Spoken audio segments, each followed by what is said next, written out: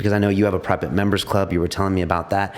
What are the key elements of making a good workspace, and are they obvious? Well, so I go back to my origins, if you like, as a sociologist, because most of this is about some combination of sociology and psychology.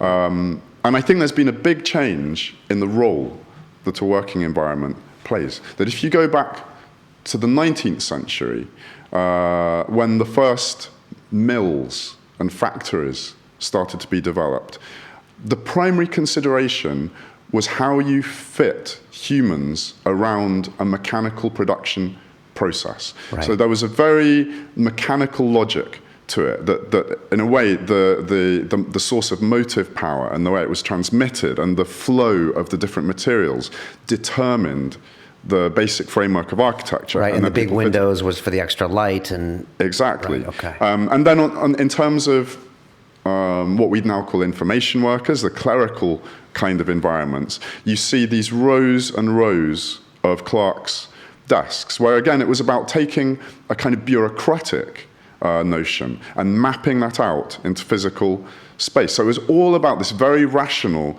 idea of a flow of tasks that needed to be accomplished and also supervised and monitored in a particular way. And there's a hierarchy structure. The bigwigs got the office. Look at Mad Men. I'm thinking of Mad Men because I just came from your office. And they've got, the secretaries with the desks and the open, and then the account execs with their own offices. And exactly, and it's full of status signifiers. There's a lot of famous folklore from Microsoft's campus in Redmond of what people would do, the kind of strings they would pull to get a corner office, because it gave you a certain elevated status. It meant you were an aristocrat in the management structure.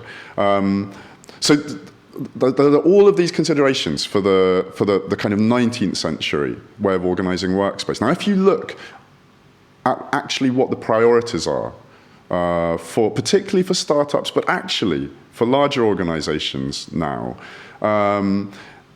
you very quickly start coming up against a desire for efficient knowledge flow through an organization, for a kind of sense of well-being, for maximizing the connections between clients and partners with people in the business, and for encouraging creativity and entrepreneurial and problem-solving behavior. Now, these don't look at all like the drivers for the 19th century workspace. Right. And so the fact that we're still building a lot of offices on those 19th century assumptions is a sign of an industry that is ripe for disruption.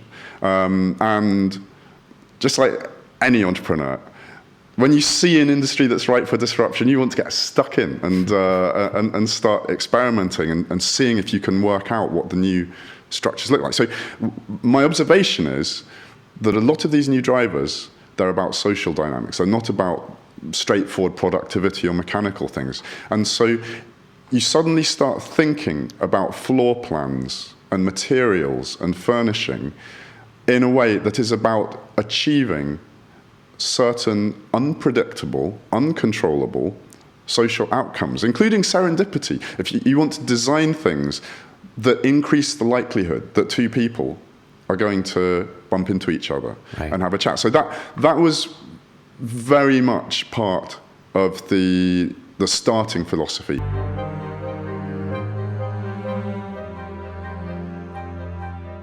This week on Silicon Reel, we have Saranga Chandratalake, partner at Balderton Capital. If you want to make an impact, then one of the smartest, easiest, most efficient ways of doing that is to start a company. Increasingly, we are all going to have to be entrepreneurial. Forget a job for life. People don't have a job for a decade or even a job for 5 years these days. You have to have such passionate belief in the thing you're doing in order to be a really effective entrepreneur. An IPO is not a goal or an exit. An IPO is simply another step. The entrepreneurial challenge is knowing when to change and when not to.